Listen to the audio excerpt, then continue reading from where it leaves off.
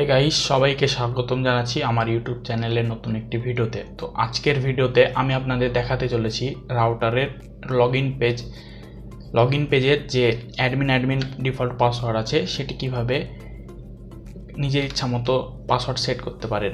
তো সর্বপ্রথম আমরা চলে যাচ্ছি গুগল ক্রোম থেকে রাউটারের লগইন পেজ। সেখানে আপনাকে টাইপ করতে হবে 192.168.0.1। এটা হচ্ছে রাউটারের লগইন পেজের আইডি।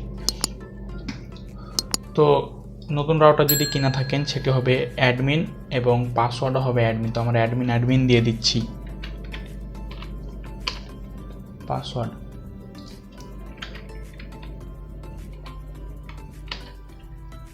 তো এখন আমরা লগ ইন করবো।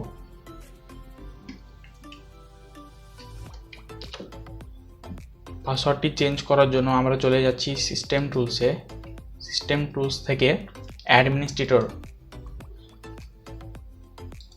এখান থেকে যে আপনারা একটি ডায়লগ বক্স দেখতে পাচ্ছেন,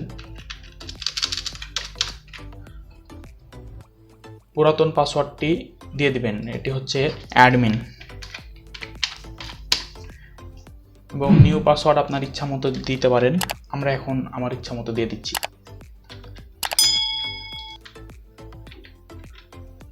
কনফার্ম পাসওয়ার্ডে নিউ পাসওয়ার্ডটা দিয়ে দিবেন। দেন তারপর সেভ করে দিবেন। আর যদি কেউ ভুলে যান তাহলে আমার একটি ভিডিও দেখতে পারেন, সেখানে আমি দেখিয়েছি কিভাবে রাউটার রিসেট করে কনফিগার করতে হয়। তো দেখুন, সিস্টেম টুলসে আমরা যাচ্ছি, দেন ওইখান থেকে অ্যাডমিনিস্ট্রেটর দেখতে পারবেন আমাদের ইউজার নেমটি নতুন যেটি দিলাম সেটি।